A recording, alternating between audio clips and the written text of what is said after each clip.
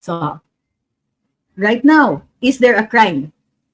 So, on the other hand, si Attorney Philip Corrado, who is the Chief of Staff of Senator Robin, has already said that binigyan nila ng 5 araw na sumagot si Ms. Montenegro doon sa insidente na ito.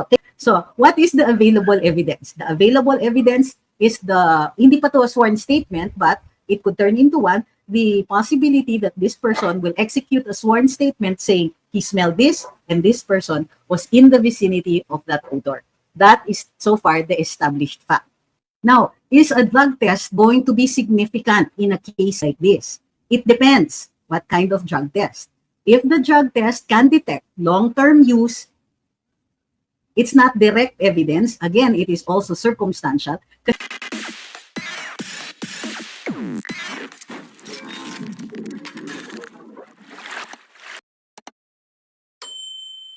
May lang live natin ngayon, pero tatalakayin po natin ang umiikot na issue na that. Ang umiikot na issue tungkol sa isang staff, di umano, ng Senado na ginamit yung term, na nahuli daw, na gumagamit ng pinagbabawal na gulay. Nung makaraan na let me see, mag-present tayo ng yung image file. Yan. Ewan po nakikita ninyo. Pero yun na po yung pinakamalaking magagawa ko. So, nilabas ngayong araw na ito ang report ng Senate Office of the Sergeant at Arms dated August 13 kahapon po. So basahin na lang po namin yung incident report nang sa gayon mas maintindihan. Ang incident report ay para kay Police Major General Aplasca, retired, who is the Sergeant at Arms, to Director Manuel Parlades, Service Chief, Security Enforcement Service, at nanggaling ito kay Victor Patel. Incident report. Ayon dun sa report, the undersigned would like to inform and report to the Sergeant at Arms 2 incidents involving an unusual scent or odor allegedly emanating from the ladies' comfort room near the Senator's extension offices. The first incident, as far as I can recall, occurred at around 1700 hours, approximately around the second week of July 2025. While manning my post on the 5th level, I received a call on the local trunk line of my post from a male staff member reporting a strong odor in their area. I proceeded to their office where most of the staff confirmed the unusual scent. I then inspected the surrounding areas but did not observe anyone smoking. The second incident occurred at around 1700 hours on 12 August 2025, Tuesday, while I was on active duty in the second shift, 1300 to 2300 hours, at the 5th level. A male Senate employee approached me after introducing himself as a staff member of Senator Lacson and reported noticing an unusual odor coming from the ladies' comfort room near the Senator's extension offices. He claimed the odor resembled that of marijuana and stated that the only person in the area at the time was allegedly Miss Nadia Montenegro. The male staff member asked me to discreetly approach Miss Montenegro, which I did, when she walked past my post as I was unable to leave my station, being the only one on duty at the time. Miss Montenegro denied smoking inside the ladies' comfort room or using, for that matter, but acknowledged possessing a vape in her bag, which she said would have produced the unusual scent reported earlier by Senator Lacson's staff. So yan po ang incident report. So, yan pong, and the question now is, number 1, is it true? Is there sufficient evidence to establish this as a fact? And number 3, how are we going to deal with this issue? Okay. Well, let's begin. Number 1, this incident report is the primary source right now. Diba? So, mayroong identifiable person at yung identifiable person na yon is the staff of Senator Lacson. At meron siyang naobserbahan na amoy noong July. Tapos ito may second incident noong August 12. Okay? Wait. Teka, ang daming nag-overreact. Dahan-dahan. Sandali lang po. Ano yung una dapat na ini-establish? First, you have to establish the fact of what happened. There is a report and there's a person who is willing to go on record na mayroon siyang naamoy. Did he identify a person? Hindi. What he said was this person was in the restroom and there was no other person. na pwedeng gumawa nun. So, again, circumstantial. Kunwari, nasa loob yung tao, may naamoy ka, lumabas yung tao, circumstantial. Hindi niya nakita na may ginagamit. Number 1. Number 2, ano yung ginagamit? May naamoy, hindi natin alam kung yung naamoy, ang sabi lang niya is very similar. Okay? O, di ba? Ang dami kasi, yung kumbaga, this is how we should look at reports from now on para hindi tayo minamanipulate. So, yun, no? He claimed the odor resembled that of MJ and stated that the only person in the area at the time was allegedly Miss Montenegro. What does that mean? It means hindi niya nakita na nag-smoke. She knows that the staff, the person who reported, says that she was the only one in that area. Teka muna sa CCTV, ha? Ang dami niyong drama. Sandali lang po. Patapusin niyo ko para pag nagkomento tayo, meron tayong meron yung kumbaga, mas madali. Okay, next. Wala pong CCTV sa loob ng banyo. Bawal po yun. Okay? Ha? Bago kayo mag-suggest ng CCTV. Walang CCTV sa loob ng banyo. What you will establish will simply be the same thing that the person reported. Na may naamoy siya and the only person in that area was this person.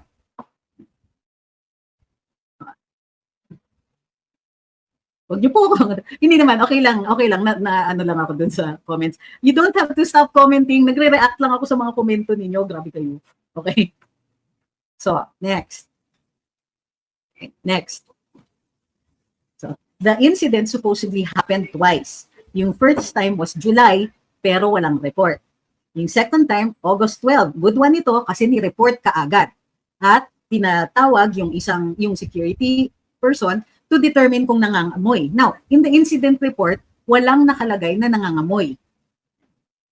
Okay? Wala. Tinanong ng guard at dininay naman ni Miss Montenegro. Okay, pangungunahan na naman ako. Magpa-drug test daw. Lampas 24 hours na po. Okay, so yung mga widely available na drug tests are only for 24 hours. Okay.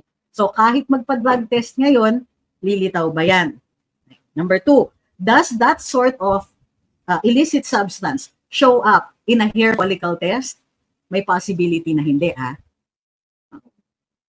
Okay? So, yung mga ninyo, yung wala pa yan kung August. Of course, it will determine kung mayroong long-term use. But long-term use will not determine kung yung tao ginawa niya yon doon sa Senado. Okay? Now, do you see how the law will look at this? Di ba? So, yung mga nagsasabi, alam na alam ang amoy. How do we know? We have a witness who was saying it smelled similar to that, to yung an illicit substance. So, but we do not know if that was in fact an illicit substance. Now, sinabi ni Miss Montenegro, according to the incident report, hindi yan totoo. Pero may vape ako, baka yun ang naamoy. May defense. Okay. Pero tama, mayroon naman daw ma-available na vape that can take cartridges na mayroong illicit na substances. Diba? So, posible nga yun. How do you prove that now? Unfortunately, the time to have proven it was at that time nung kinwestiyon siya. The guard could have asked, ma'am, pwede bang makita yung bag nyo? She could refuse, by the way. Pwede bang makita yung vape nyo? Pwede siyang mag-refuse. Pero kung di siya nag-refuse at sinumiti niya yon, that could have been subjected to testing.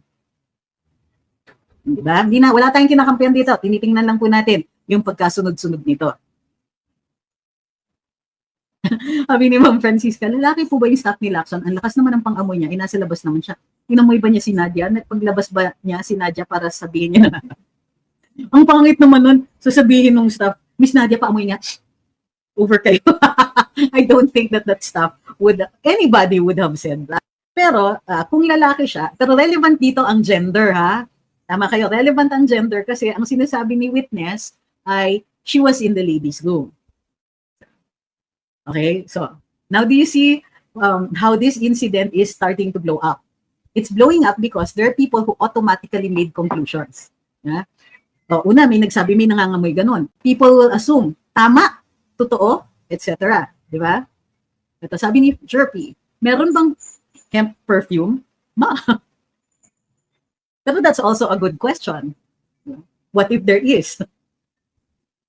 Okay?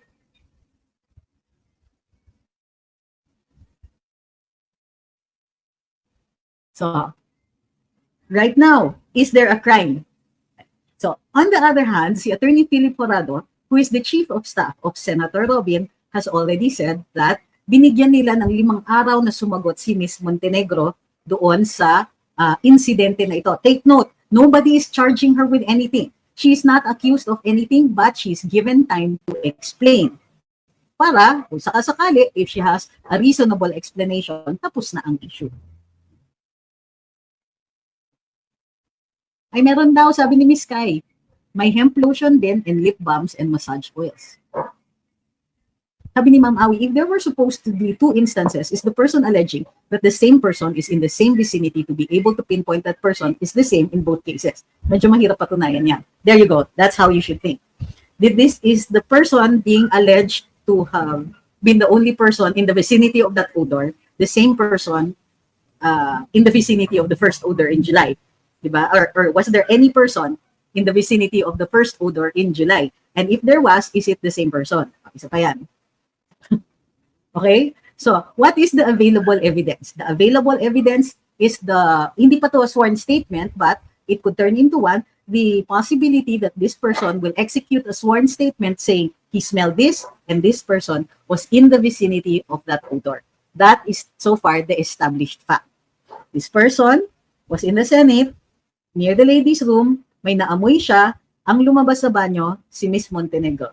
According to the incident report, the witnesses, she is the only one in the vicinity of the odor.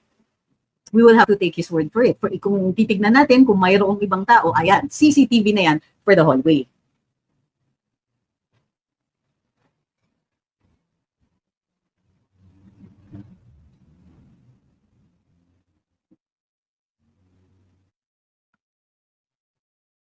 Meron bang sniffing dogs sa Senate?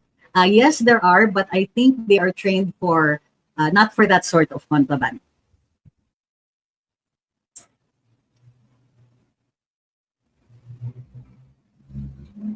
Okay? Kasi nga, what is scandalous about this report is not the gulay itself. It's the fact that it is being done, or it's the fact that the report is made, well, what they are narrating here is that the incident happened in the Senate. O, diba? Now, here's my question. Given the vagueness pa of what has happened, or what is alleged to have happened, tignan niyo yung leak ng news. Una, it came out as a rumor. If it is a rumor, sino yung mga sources niyan?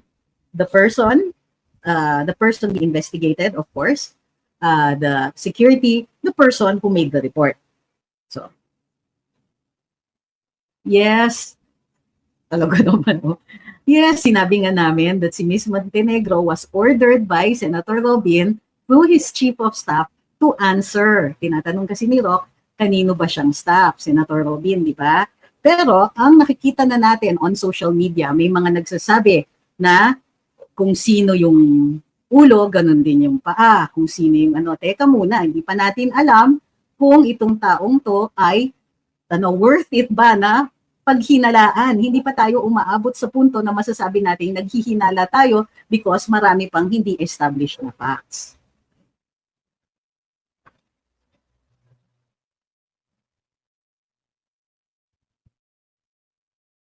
Sabi ni Palm Olive, right on time, wake up call to Miss NM, quote na taking advantage of her position being close to Senate.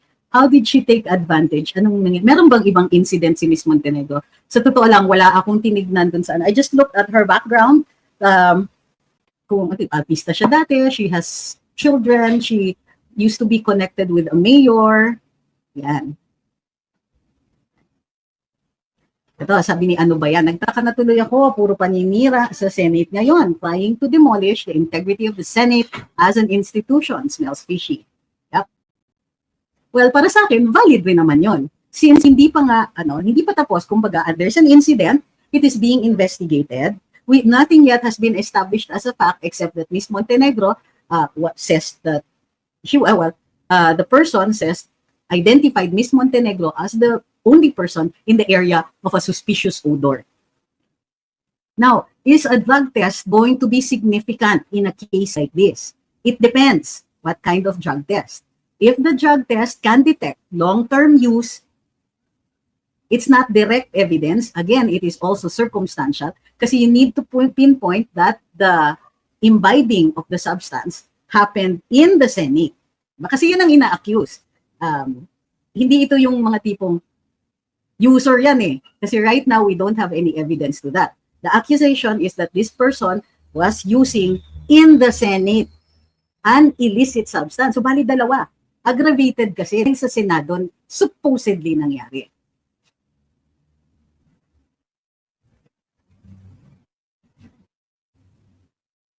Ayan, sabi ni Ma'am Ola, yan exact. Sinabi ni Auntie Claire sa live niya, kung kajamming niya ba yung boss niya, and tolerated ba? Wala pa ngang napapatunayan kung ano yung odor na yon. We don't even know if the person ako i-assume ko, that the person who made the report, because it's an affirmative act, ay nagsasabi ng totoo. I-assume ko muna yan. Pero, hindi pa natin na-identify kung ano yung odor. Miss Montenegro says, may vape siya. Posibleng yun ang naamoy. Ang tanong, allowed ba ang vape sa ladies room ng Senado? Baka naman, hindi rin tama yung paggamit niya ng vape. Hindi ka gumagamit dun sa, I don't know the rule, pero kung I would assume na bawal. Kasi alam ko, bawal ang ordinary cigarettes, I would assume na bawal din ang vape. Now, sabi ni It's Fudge, yung naghihinala, how do they know na Mary Jane na based on smell? How do they know that is the smell of it? Well, I think most people know. Kudos to Sen. Robin for facing it head on. Hindi naman halata yung timing.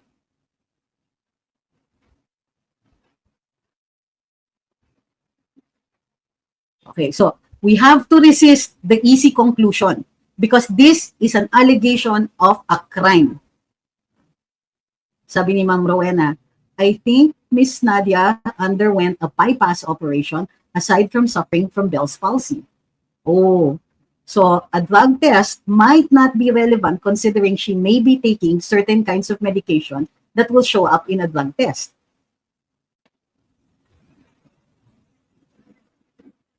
Grabe si JM. Di ba posible na maaamoy lang talaga yung nag-defecate? Grabe si Miss Kai. Sabi ni Ma'am Caitlin, hindi naman daw lalabas ang amoy kung vape lang. Well, we will have to determine that. We cannot make the conclusion kasi wala tayong indication kung ganong kalayo si witness kay Miss Montenegro or from the alleged source of the odor. Diba? Hindi natin nakikita dito sa incident report. Pero that's also something that can be looked at. Tama po kayo.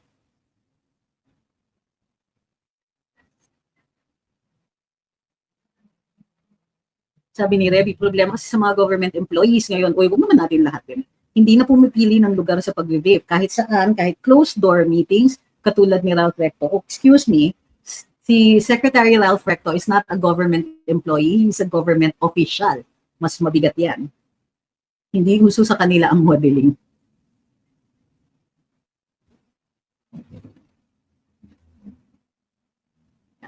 But, tama rin po yung iba na, why is it, well, number one, maganda yung reaction ng CS ni Senator Robin. Bigay sila ng notice, mag-explain si Ms. Montenegro.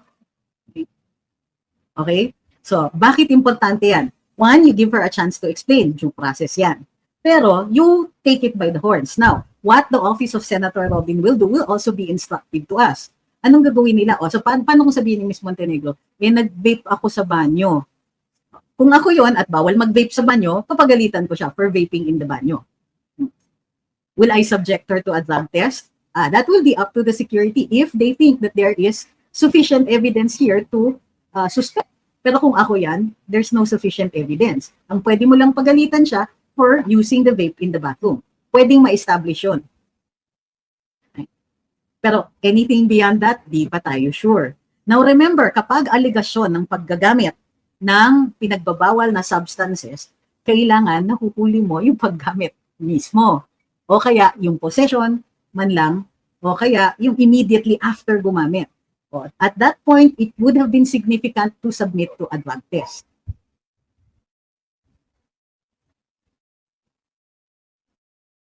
Sabi ni Jazz, ganyan talagang abogado gagawa ng palusot. Hindi ako lumulusot. Kung ako yung pinaparinggan mo, ha? Bakit naman gagawa ng palusot? Anong ilulusutan?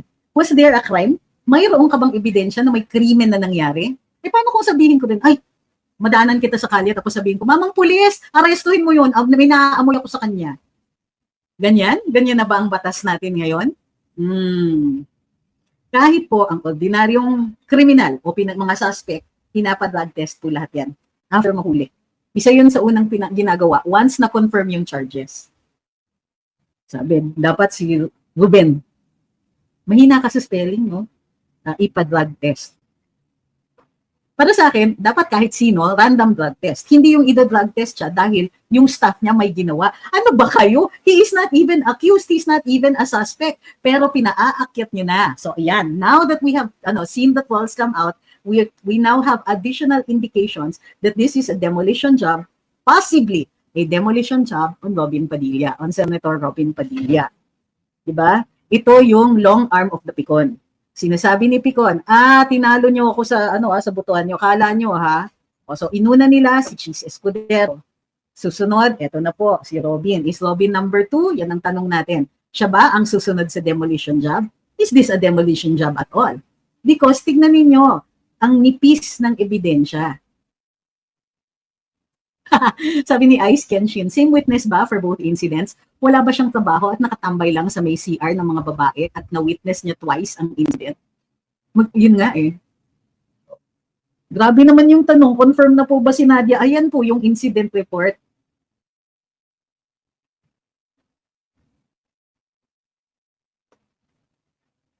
Ano ang brand ng webcam ninyo? Bakit ko naman i-announce yan? Para maano ko, mahack ako? Grabe siya, ma'am. Ma'am Marlene says, yung sa narrative naman ni Auntie Claire, kunwari pang sinearch kung sino yung babaeng staff from Miss and Robin, marites na marites ang datingan sa vlog niya. Style naman niya talaga yun. Ganun talaga.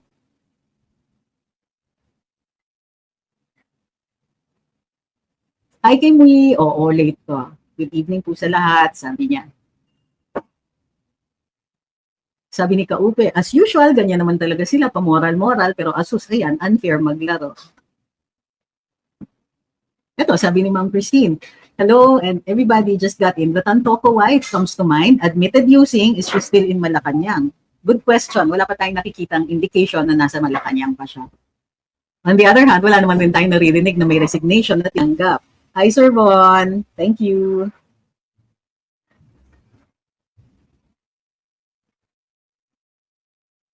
Sabi ni Ma'am Marie, paano kung magpa-drug test si Miss Nadia at nag-negative? Willing ba magpa-drug test yung nag-akusa sa kanya? Good point.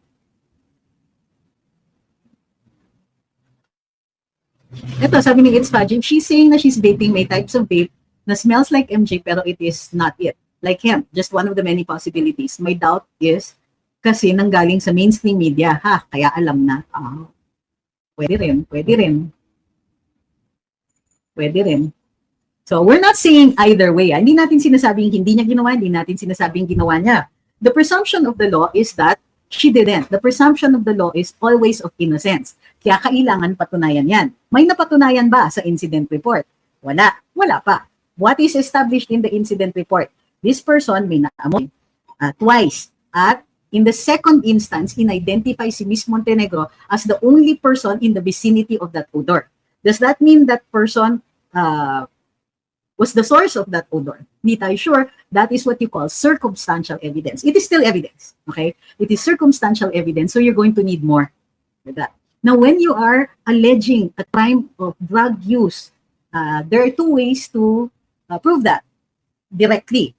You prove it directly by seeing the person use and a drug test. It is too late for the drug test. Today is the 13th, lampas na siguro ang 24 hours.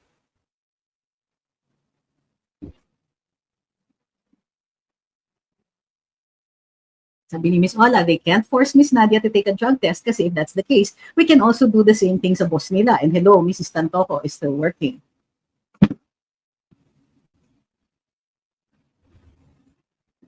Yun, sabi ni Joel, paano ma-prove yun? Dahil walang ibang nakaamoy para mag-corroborate. Correct. Pero kung ako, paparusahan ko si Miss Nadia for vaping. Sabi ni Legato, yung mga tol, ang natol ni Attorney Pix, mga tol farm talaga di nag-iisip. Push lang ng push ng naratiba. Kaya nahuhilo yung gustong mangyari ng amo nyo. Pinupush nila kasi yung Robin narrative. Kahit napakanipis, wala pang established na kahit ano. Pero 'di ba, ako magtataka ako, ayan lumabas, umikot talaga muna yung rumor. Kahapon ang lakas, dami nang nagpo-post eh. And many of those who were posting, hindi nila alam kung ano nangyari. Kasi ang sinasabi, may gumamit daw sa Senado. Staff daw ng isang senador. So parang doon sa rumor, pinalalabas na established na yung fact na mayroong gumamit at staff yon ng isang senador. Hindi pa natin alam kung gumamit. At di natin alam kung tama nga na yung tao na yon ang gumamit. We don't know if may gumamit. We don't know kung sinong gumamit. At least it is not yet established, well, sufficiently.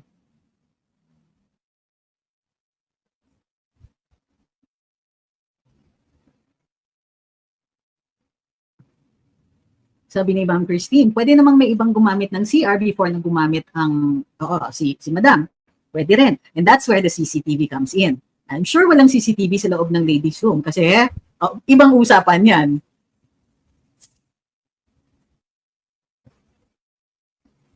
Sabi ni Ma'am Christine, looks like MSM is having a field day over this. Double standard talaga for the estate not doing its duty. Sabi ni Lupi, kung sakali kasi mag-tandem si Sen Robin at VP Sara sa 28, malakas ang tambala na yan kaya start na naman demolition job. Di ba? Kaya nga ayokong may sinusulong tayo na, uy, ito pwedeng tumakbong Vice President. Ay, ito ang galing niya, baka pwede siya yung VP ni Inday. Every time may ginaganyan tayo, baka mapagtuunan ng pansin yun. Kaya wala akong binabanggit na pangalan pagdating sa possible running mate ni VP Inday dahil i-demolition job nila yun. Inumpisahan na ba si Senator Marcoleta? O dinig ko may sinabi daw tungkol sa anak niya who's a congressman. Di ba? Sabi ni John Del, mandatory drug test? Saan siya papasok? What do you mean mandatory drug test? Is that related to this case?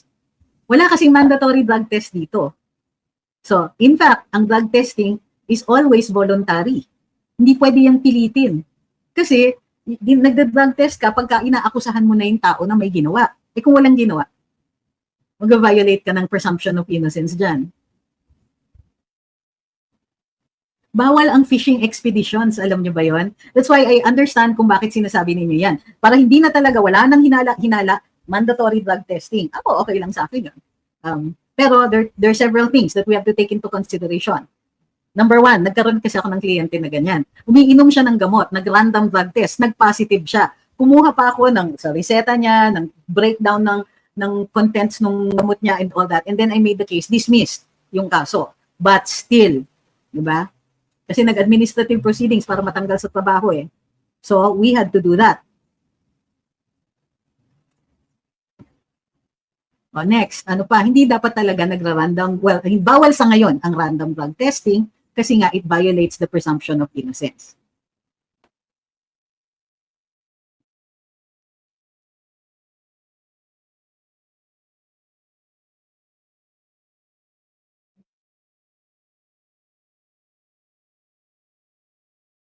Sabi ni Enteng, mainstream media is starting to hit back.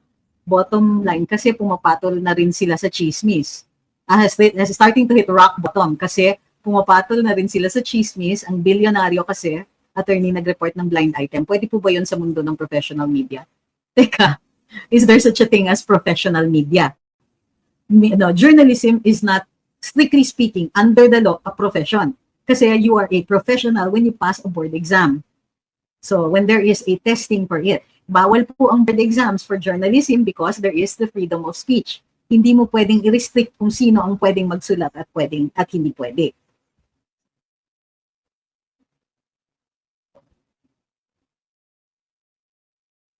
Hindi po si Senator Lacson, Sir PK. Staff niya po, hindi si Senator Lacson, over naman rin. Pero sabi niya, if the witness is a lady, she can testify. If not, must be investigated why nasa ladies mo. Tingin ko, nasa may doorway. Pero kakataka pa rin po nasa doorway. May issue daw kay Paulo Duterte. Paulo Marcoleta. Tama ba yung name? Paulo Marcoleta? Dahil sa relong patek. Wow. Tanungin niyo yung relo ni Presidente Marcos. Grabe makaano ha. Lakas makaano, maka-condescend. Sabi ni ano ba yan, pag sa drug test naman, meron pong information na need mo i-declare if you will need to have a drug test. Yeah, but not everybody does the Q&A portion. That's why I had to go through that. I had to break down the contents of the prescribed medicine ng client ko.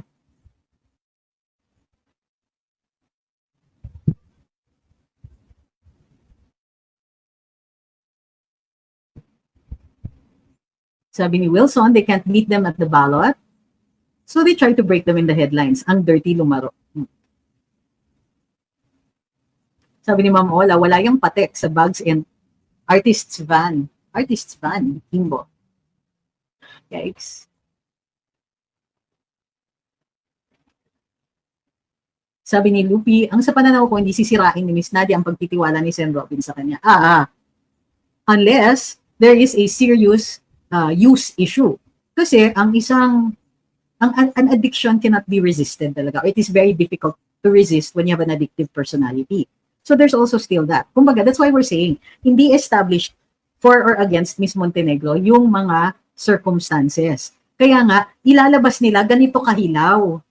Which means na, di ba, parang, ito na yun, this is the worst that they can do to Senator Robin. Thank you kay Leah, kay Joseph, kay Ma'am Ieda, kay Sir Von. Uy, dami kay Sir Von.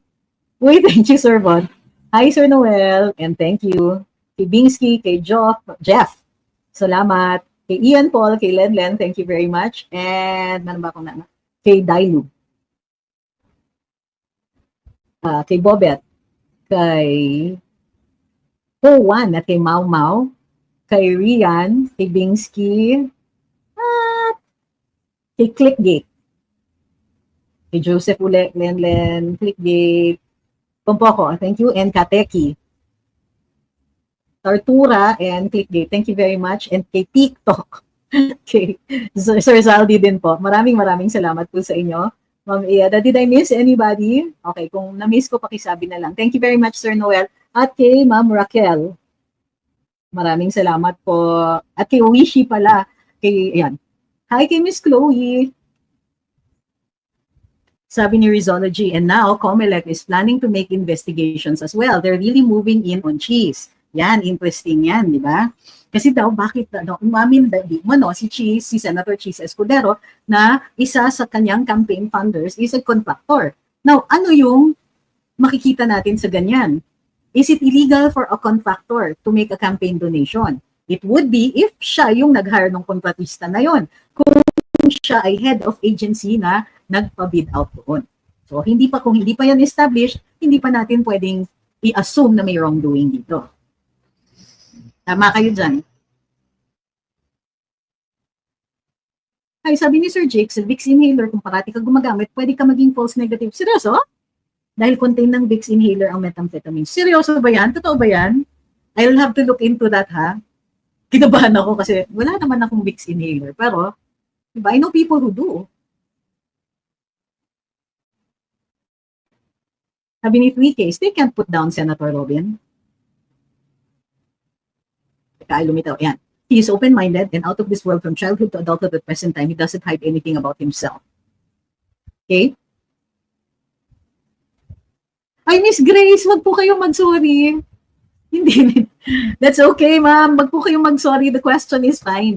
Ano lang, the timing lang. Pero it's okay. Kaya ako nga sinagot kasi okay naman yung tanong. Ma'am, please don't feel na that there are any questions that are wrong. It's just really the timing kasi nagkwento pa ako nung lumabas. But not yet. But it is later on, di ba, sinabi natin, significant yan pagka may gender issue.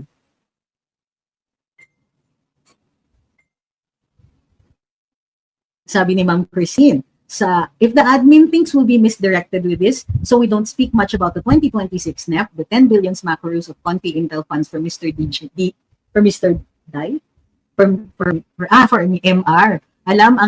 Di alam ang GSIS, anong gagawin natin? We won't. Sabi ni ano ba yan, napatingin tuloy ako sa formulation ng Vicks inhaler. Each Vicks inhaler contains about 50 milligrams of methamphetamine. Seryoso? What kind? Is it listed? Parang, teka muna, before we accept that, tignan muna natin yung contents ng Vicks inhaler.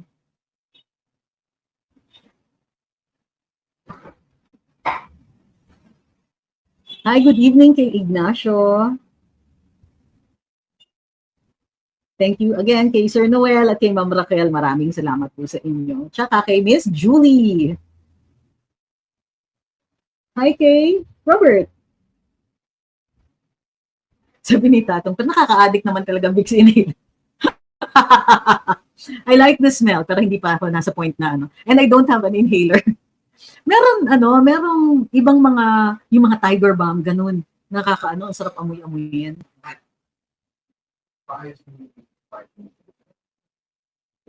It's used for nasal decongestant.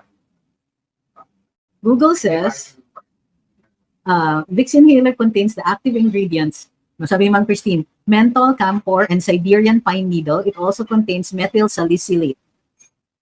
So is methyl salicylate considered a methamphetamine?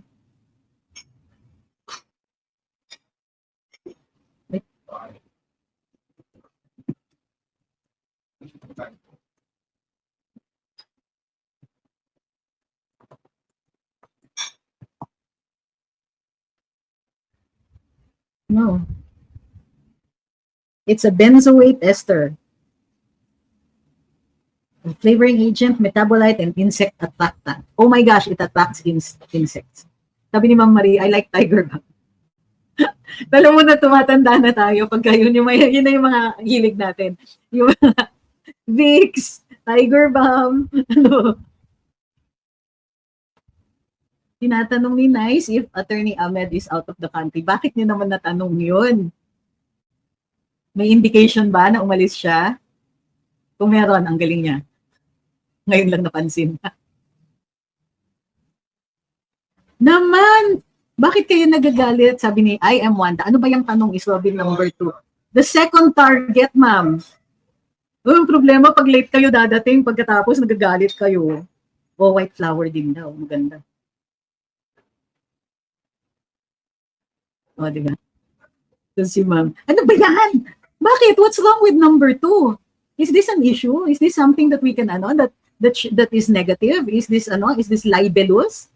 Or is this, ewan ko ha. Okay, may meeting na po ako. So, ma'am, number 2 means the second target. Okay, kasi the reason na nag-live tayo tungkol dito sa issue na to is tinitignan natin kung isa ito sa posibleng operations laban dun sa mga senador who voted to no longer continue with the impeachment proceedings. Okay, so we'll just recap. According to the incident report, the first incident, the male staff member of a senator, a male staff member of a senator reported a strong odor in their area, July 2025. He claimed that the odor resembled an illicit substance. And then, August 12, it happened again. It was coming from the ladies' comfort room. So, ni-report ulit doon sa security. And then, the male staff member asked the security to discreetly approach the person who was in the vicinity of the odor, si Ms. Montenegro, who is a staff of Senator Robin. So, according to the incident report, Ms. Montenegro denied the use of any illicit substance, but said that she has a vape, and that's possibly what caused the odor, or what was being detected. So, is there sufficient? Ma'am Wanda, magtatanong na kayo sa iba, patapos na tayo. So, now the question is this sufficient to accuse a person and even their boss of any wrongdoing? No. But the office of Senator Robin, in order to be fair and to afford due process, called Ms. Montenegro and gave her written notice to respond within 5 days to explain the situation. So, there is no established wrongdoing yet. In fact, what is here that we can see is a suspicion. So, The suspicion can be deemed a request for investigation. Okay. Now, why is a drug test possibly not relevant here? Dalawa yung mga not relevant. CCTV. The CCTV will not be relevant because it supposedly happened inside the ladies' room. Number 2, is a drug test relevant? Today is the 13th.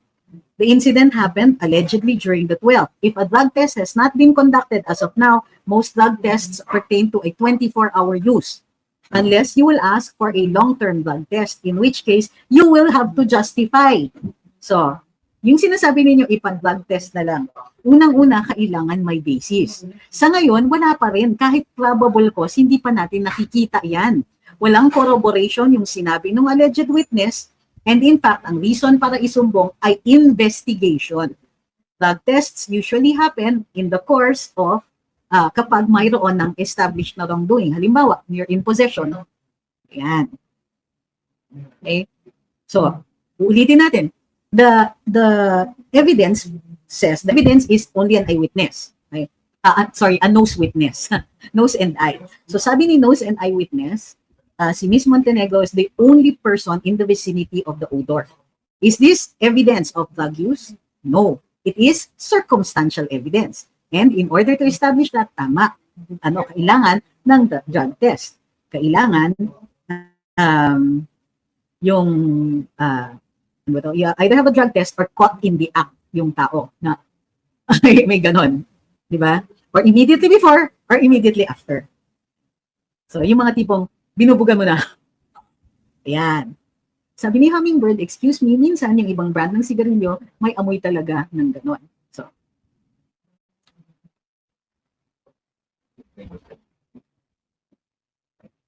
okay, so wag po madadala. Kung hindi po established yung paggamit, may hinala lang and this was naamoy. At tinanong ng guard, dininay. So what happens when there is an allegation at may nag-deny? It means it is controverted. It means the allegation cannot be established as a fact.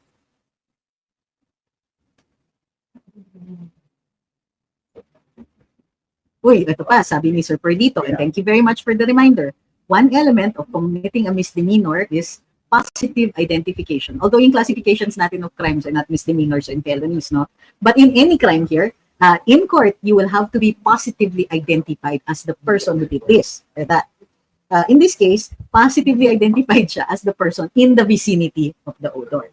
So if you look at the facts dito in the incident report, makikita ninyo that at best this is a suspicion. So kung paaabutin ninyo yan kay Senator Robin, masyado yung manipis. On the other hand, Senator Robin, through his Chief of Staff, Atty. Liporado, says they gave notice to Ms. Montenegro. If magpa-imbestiga and if in their lights, mayroon silang basis para tanggalin yung staff, wala pong aakyat na bahid doon kay Senator Robin because he is dealing with the incident, with the issue. Okay? So, maraming salamat sa lahat ng sumubaybay sa live natin ngayong araw na ito. Pasensya na 1 hour lang tayo ngayon kasi may meeting pa po ako. Dito na yung ka-meeting ko. Kung hindi masyadong late matapos, magla-live pa tayo ulit. So, again, think of this. We're not saying that she did it. We're not saying she didn't do it. What we're saying is we must look at what has been established bago tayo gumawa ng conclusions. Bago tayo magturo.